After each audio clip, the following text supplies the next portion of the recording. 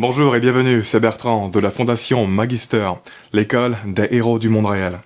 Pour la 12e et dernière partie de la série sur la loi d'attraction, l'optimisme et la psychologie humaine.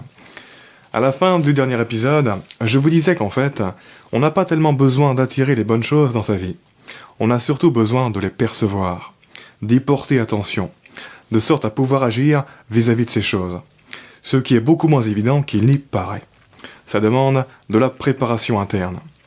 Il y a plein de choses qui sont là, mais qui sont complètement en dehors de notre champ de conscience, parce qu'elles sont en dehors de notre narration. Et une fois que l'on change notre narration et qu'elles entrent dans notre champ de conscience, on a l'impression qu'on les a attirées. Mais non, en fait, c'est juste qu'on a porté attention dessus. En fait, quand quelque chose va prendre de l'importance dans votre vie, vous allez avoir l'impression de le voir beaucoup plus qu'avant. Vous allez avoir l'impression que c'est anormal et que le monde a changé. Mais en fait, non. Parce que le fait que cette chose a pris de l'importance pour vous va changer le système de filtrage attentionnel de votre cerveau dont je vous parlais dans l'épisode 12. Par exemple, si une personne que vous connaissez bien et que vous voyez souvent achète une nouvelle voiture, par la suite, il se peut que vous ayez l'impression que d'un coup, ce modèle de voiture est devenu beaucoup plus commun. Tout simplement parce que vous ferez beaucoup plus attention dès que vous verrez la même voiture ailleurs. Vous le remarquerez davantage. De la même manière, une fois que vous allez intégrer un nouveau mot à votre vocabulaire, vous allez avoir l'impression de l'entendre un peu partout, alors que vous avez l'impression de ne l'avoir jamais entendu avant. Et ça va vous paraître bizarre, comme une sorte de coïncidence invraisemblable que tout le monde utilise ce mot juste quand vous venez de l'apprendre. Mais en fait, c'est tout simplement qu'avant d'intégrer son sens, ce mot vous passait complètement hors de la conscience dès que vous l'entendiez. Ce n'est pas de l'attraction à proprement parler, c'est un effet d'amorçage attentionnel inconscient très complexe. Imaginez que vous rentrez dans une librairie et que vous tombez sur un livre qui correspond parfaitement à vos pensées. Vous croyez que vous aurez attiré ce livre dans votre vie ? Non, vous aurez tout simplement porté attention sur ce livre parmi tous les autres livres disponibles. Pratiquement toutes les librairies du monde ont des rayons remplis de livres qui peuvent vous apprendre plein de choses sur le monde et sur la vie. Et donc, si vous avez envie d'apprendre ces choses, vous n'avez pas besoin d'attirer ces livres. Vous avez juste besoin de les percevoir, d'aller vers eux et de les ouvrir. Mais ces livres sont comme invisibles pour tous les gens qui n'ont pas en amont une profonde intention d'apprendre ce qu'ils renferment. Car pour ouvrir un livre, il faut être soi-même ouvert à l'ouvrir. Si on n'est pas ouvert, on passe à côté sans les remarquer. Alors même que beaucoup de ces livres pourraient bien avoir le pouvoir de changer notre vie. Et bien sûr, de manière plus abstraite, on peut imaginer le monde comme une librairie géante et les livres que contient cette librairie comme des personnes, des idées, des projets, des opportunités, des solutions à des problèmes, etc. Encore une fois, il n'est pas tellement question d'attirer les bonnes choses dans sa vie, il est question d'y porter attention et d'aller vers elles. Et ça passe par un travail d'amorçage et de préparation interne, en amont de l'expérience. Du coup, dit autrement, penser, de manière générale, c'est calibrer sa perception, son identité et sa narration du monde. C'est calibrer son rêve. Ce qui domine votre esprit va dominer votre rêve de la réalité. C'est en ça qu'il y a manifestation.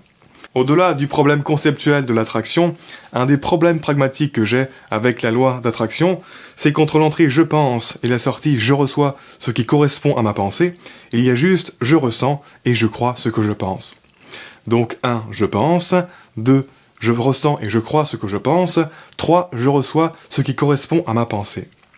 Alors que pour moi, c'est plutôt 1. Je pense, 2. Je perçois, je fais et j'incarne ce que je pense, 3. Je reçois ce qui correspond à ma pensée. Tout commence par la pensée, certes, mais ce n'est pas la pensée qui produit directement les résultats. C'est plutôt la perception, les actions et la façon d'être mis en accord avec la pensée. Vos pensées peuvent vous faire voir ou ne pas voir certaines choses. Vos pensées peuvent aussi vous faire faire ou ne pas faire certaines actions. Et ce sont cette perception et cette non-perception, ces actions et ces inactions qui construisent votre façon d'être et d'exister. Et c'est cette façon particulière d'exister que vous avez qui conditionne ce que vous attirez, ce que vous manifestez, ou plus précisément, ce qui vous arrive. Bref, sur ce, voilà qui clôt cet épisode et cette série sur la loi d'attraction, l'optimisme et la psychologie humaine. Avec cette série, j'ai apporté un regard différent sur les phénomènes qui se cachent derrière la loi d'attraction. Encore une fois, mon but n'est pas de dire que la loi d'attraction c'est faux, ça sert à rien, écoutez ce que je dis, c'est mieux. Non, pas du tout. La loi d'attraction, ça compacte plein de phénomènes dans une seule idée, et en ce sens, c'est génial. Et ça la restera pour cette raison. Parce que, rendez-vous compte, il m'a fallu 12 vidéos pour expliquer tout ce à quoi cette idée renvoie. Et croyez-moi, il y a encore beaucoup de choses à dire, on a juste gratté la surface. Si tu vis ta vie en respectant cette unique idée de la loi d'attraction, tu respectes plein de trucs sans t'en rendre compte. Bref, la loi d'attraction est un outil métaphorique plus simple à utiliser et à comprendre que les outils que je propose. Et donc, qui convient davantage aux débutants ou aux gens qui n'ont pas envie de tout comprendre. Il y a de la place pour plusieurs modèles dans ce monde, de sorte à ce que chacun utilise celui qui lui convient le mieux vis-à-vis du stade de conscience auquel il se situe actuellement. Ici, sur ma chaîne, on va pousser assez loin dans les détails et dans la compréhension. Parce que moi, c'est ce qui me correspond et qui m'intéresse de comprendre le monde en profondeur. Et si vous appréciez le contenu que je propose, c'est que c'est sûrement votre cas aussi. Sur ce, je vous dis à bientôt pour une prochaine série de vidéos qui sera encore plus profonde que celle-là. On va parler davantage des biais du cerveau, de la perception existentielle, de la prédiction et du rêve, de la réalité par l'esprit et de tout ce que ça implique. Pour l'instant, si vous êtes rationnel, ça peut sûrement vous paraître complètement wouhou que j'assimile la perception de la réalité à du rêve. Mais vous allez comprendre qu'en fait, ça n'a rien d'aberrant, au contraire. En fait, techniquement, c'est beaucoup moins aberrant que l'idée naïve qu'on a de comment marche notre perception.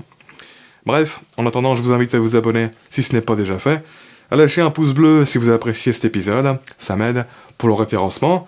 Quoi qu'il en soit, je vous remercie d'avoir écouté jusqu'au bout, et je vous dis à très bientôt. Ciao!